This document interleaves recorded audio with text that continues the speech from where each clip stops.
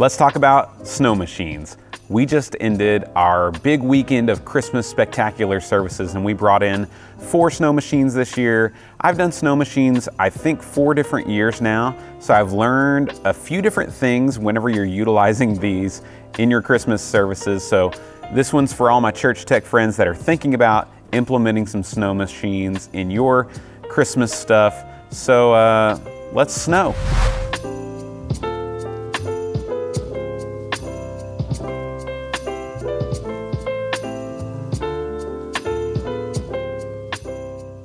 So when it comes to snow machines, you've got a few different options, not many. Most of them look very similar to this unit.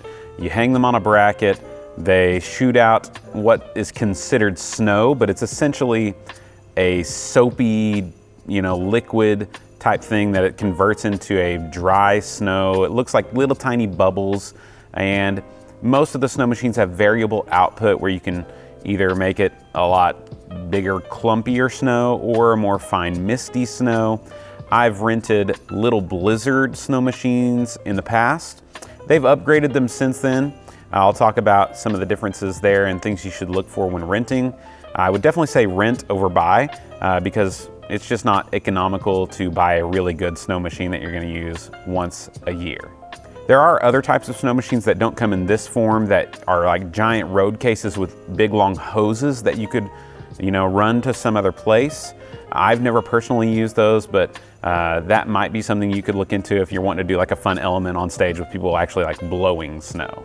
But of the ones I've used, these Antari SW250s have worked really well. We had a giant all-church snowball fight and we had the snow machines going, and it was honestly just a really fun Christmas chaotic celebration moment. And for a 1-week rental from our local rental house here in Tulsa, Oklahoma, Integrity Lighting, these ran us just over $400. That's me going and picking them up, installing them myself, taking them back down, taking them back over there. So essentially that's covering the cost of fluid for them and just the rental fee. So here's tip number 1 when considering snow machines. They are loud.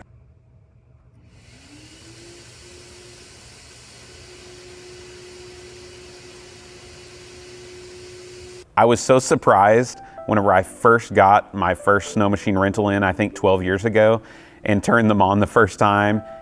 It was insanely loud. So these are not going to be for that special nativity scene moment, silent night, snow blissfully falling down from the rafters. That's not the vibe you're gonna get with these. So you have to be strategic when you're gonna use them. We always use them on a really fun, upbeat song where everything's loud anyways, so whenever they kick on, it doesn't really seem out of place. And even the ones that say quiet or silent snow machines, in my experience, have not been silent. These are kind of marketed as a more silent snow machine. They are much quieter than the little blizzards that I used previously, and that is a benefit, but there's still a lot of noise. Tip number 2 is you're gonna have to add more noise with extra fans. These have fan blowers built in where it shoots the snow out a little bit, but it's really, if you were outside and wind was helping carry the snow around, that might work.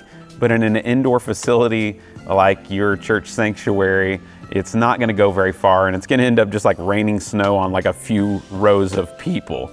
And so we've been strategic about putting fans on DMX dimmers and mounting them in creative ways to really get that snow blowing up in the air up high and then letting it fall gracefully and more snow-like. And speaking of DMX Control, that is tip number 3, is you really need to get snow machines that have DMX Control. The little blizzards I rented previously came with like a really long remote that you just held the button down, and I had to have somebody backstage turning it on and off at the right time and controlling the level with a little knob, and it just did not work well. So these Antares have DMX Control. I believe the new little blizzards have DMX Control. But one thing about it is that these are 5-pin only, so I do always keep some of these 3-pin to 5-pin changeovers that I'll link in the description. And that's helpful because all of our DMX here is 3-pin, and a lot of it's not even really DMX cable. Shh, don't tell anyone. But it works fine for us.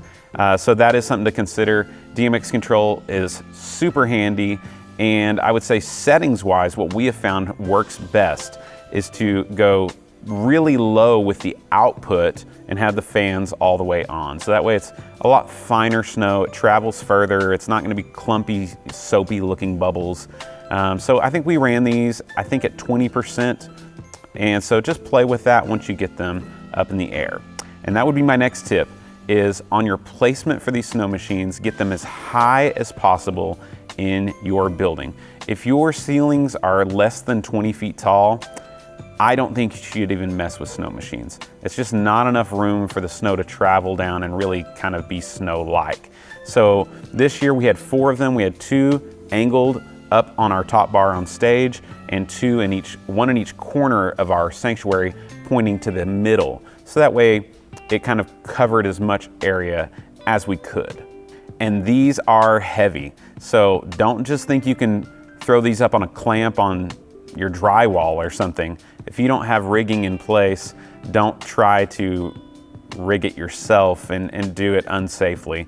So make sure that you're rigging these in a safe way where you can actually access them too, because that is my next tip. They say it's important, and so I do it. Rinsing these out after every use. Just get a cup of clean water, take this little nozzle off and put it in the cup, run it at 100% until you see nothing else. They say do it for a couple minutes, and that just keeps it clog free. We've never had any issues with clogs, but you know, that's just they're kind of a pain in the butt. You know, you got to maintain them a little more than just like a hazer or something like that. And if you're hanging these in an area where you have power, but maybe not DMX, I would say go ahead and try some of these. I think these are Donner wireless DMX. We use these all the time and really have been without fail. There's a tiny bit of latency on whenever you tell it what to do, maybe just like 100 milliseconds maybe, has been my experience, but it should work. And you would need the changeover because these are all 3-pin. They may sell them in 5-pin. I'll link those in the description. But speaking of power, that would be my last and final tip, is to consider your power consumption. These are rated, I think, to run up to 11 amps. So you can't throw too many of these on your normal 15 amp circuits. I've never tripped a breaker with them in our building, but I have been strategic about not trying to overload a circuit with them. So that's another consideration for if you're renting snow machines. Well, if you found this video helpful, why not just hit the like button? And if you're looking for more church media tech content, subscribe to the channel. I'm always putting out stuff, just documenting the journey that I'm on here as the worship and media arts pastor at Central Baptist in Owasso. And it's time for me to take down the rest of these snow machines and get them back to the rental shop. And remember, we can do a lot of great things. Let's do it all for God's glory. We'll see you in the next one.